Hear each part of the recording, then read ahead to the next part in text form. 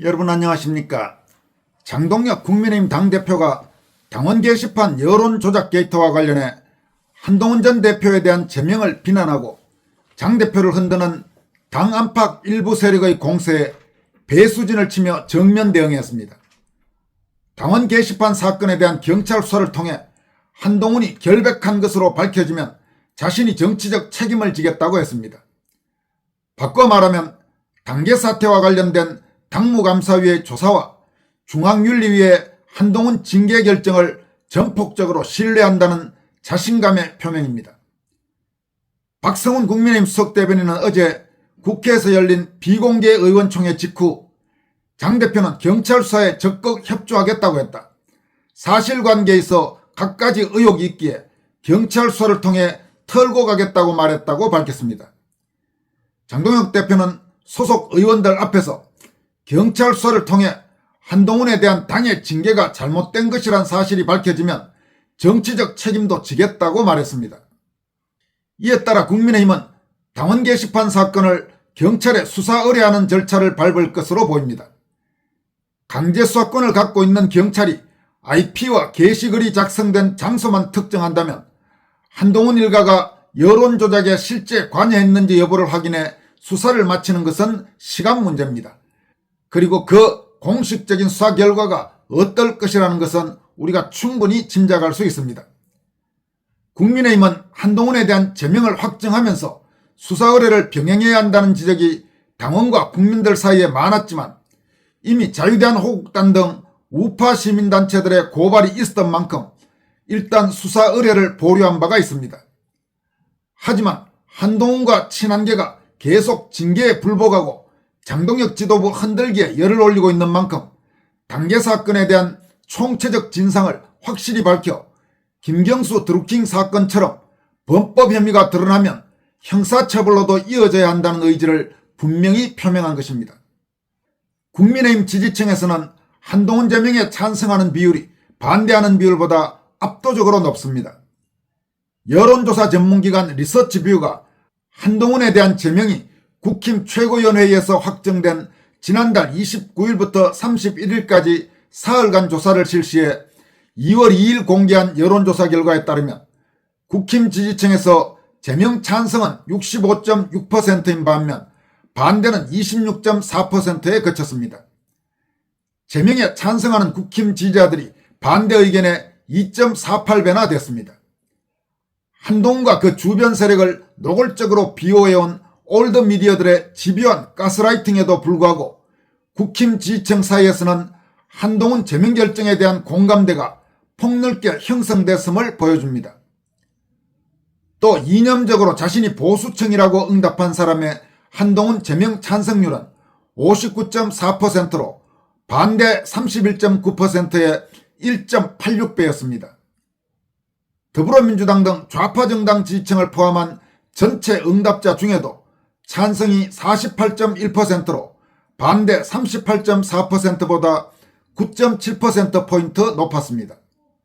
이처럼 국민의힘 지지층이나 보수층 사이에서 여론조작 범죄 혐의자인 한동훈 제명에 대한 찬성 여론이 훨씬 높은데도 국힘 내 친한계나 친이준석계 등 기회주의 정치인들은 당원과 국민의 지지로 선출된 장동혁 지도부 흔들기에 여념이 없습니다. 이들은 당원들의 지지를 받는 장동혁 체제가 안정될 경우 자신들의 정치적 미래가 없다는 불안감에서 이 같은 장난질을 치고 있다고 볼 수 있습니다. 또 신문, 방송 등 올드미디어, 특히 조선일보, 동아일보, 중앙일보 등 소위 조중동 세력은 거의 광기에 가까울 정도로 당내 비주류이자 당원들의 당심과 거리가 먼 친한계나 친이준석계의 주장을 대서특필하면서 장동혁 지도부를 흠집내기 위해 총력을 기울이고 있습니다. 적어도 한동훈 일가의 당원 게시판 여론 조작 게이트와 관련해서는 조중동이 좌파 언론 매체들보다도 훨씬 균형감을 잃고 편향된 보도를 이어오고 있다는 비판이 곳곳에서 쏟아지고 있습니다. 구독자 여러분들 중에 아시는 분도 적지 않으시겠지만 저는 최근 한국의 자유파 온라인 매체 중 가장 영향력이 높은 매체 중 하나인 뉴데일리에 게재하고 있는 권순할 칼럼을 통해 희대의 배신자 한동훈을 살리기 위해 저널리즘의 최소한의 본분마저 망각한 올드미디어, 특히 조중동의 문제점을 지적하면서 조중동의 굴욕이란 표현을 사용한 바가 있습니다. 이 칼럼이 게재된 뒤 특히 우파 성향 국민과 우파 유튜버 채널에서 상당한 화제가 됐고 그 파장은 지금도 이어지고 있습니다. 가령 고성국TV와 성창경TV 그리고 젊은층 구독자 및 시청자들이 많은 젊은 시각 등 상당수 시사 유튜버 채널에서 최근 잇따라 뉴데일리의 권순할 칼럼에서 한동훈 사태와 관련해 조중동의 굴욕을 보도했다면서 이번 칼럼의 주요 내용들을 소개한 바가 있습니다. 저는 뉴데일리 칼럼에서 입에 담을 수도 없는 저질 악담이 난무했던 당원 게시판 여론 조작 게이트를 언론 자유니 상호 비판과 토론이니 하면서 한동훈에 대한 면죄부를 주려 했던 조선일보 사설의 문제점을 지적하면서 조중동에 이렇게 물은 바가 있습니다. 조선일보, 동아일보, 중앙일보는 현직 사장이나 주필, 편집국장 같은 핵심 보직을 맡고 있는 고위 간부나 그 부인 등이 해당 언론사 사원 게시판에 입에 담을 수도 없는 온갖 쌍욕과 악담을 동원해가면서 회사 사주와 부인, 회사의 다른 주요 간부들을 줄줄이 매도하는 것을 싸질러 놓아도 그걸 언론 자유라며 그냥 넘어갈 자신이 있는가? 더구나 문제의 악성 게시물을 도배한 자들이 같은 내용을 온갖 사회 커뮤니티에도 공유하고 외부 세력과 야합해 광범위한 여론 조작까지 했다면 그것도 별것 아니다라고 웃고 넘어갈 수 있을 것인가라고 물었습니다. 그런데 사설을 통해 민주사회의 핵심은 언론 자유다. 지금 인터넷 게시판에서 허위 조작 내용이 아닌 이상 비판글을 이유로 징계를 한다면 납득할 국민은 거의 없을 것이다. 특히 민주정당 당원 게시판에서 상호 비판과 토론은 상식이다.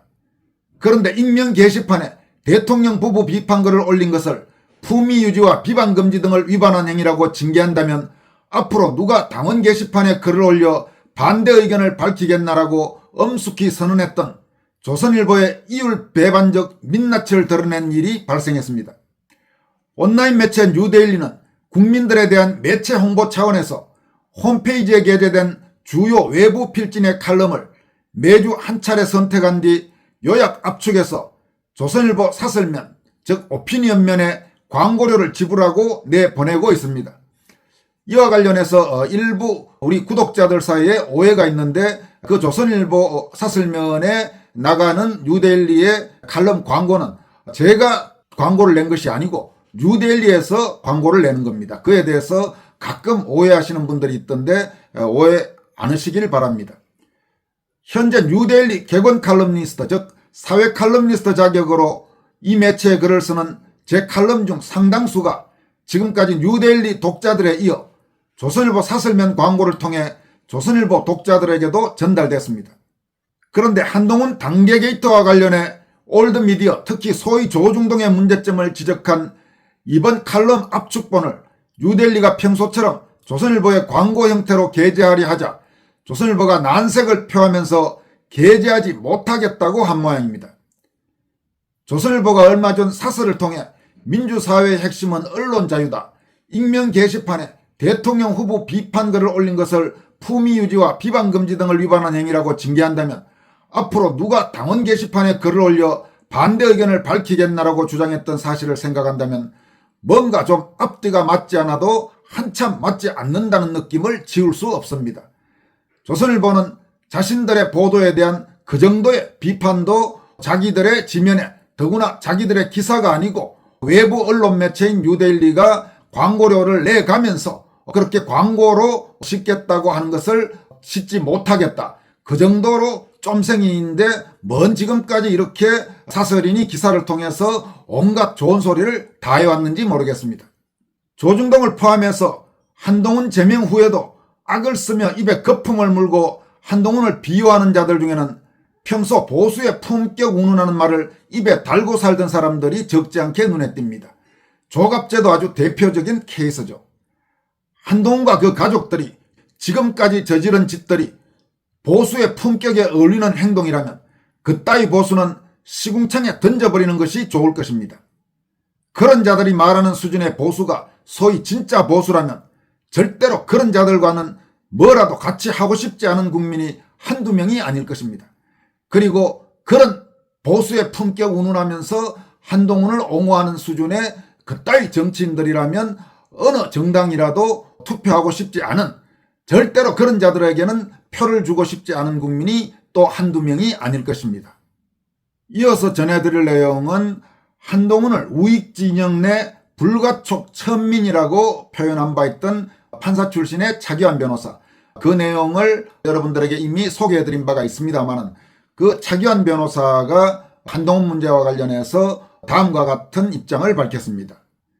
김문수 후보가 대선에서 1,500만 표에 가까운 표를 얻고서도 그 직후 열린 당대표 경선에서 낙선했을 때 한동훈을 지지하는 발언이 결정타였다.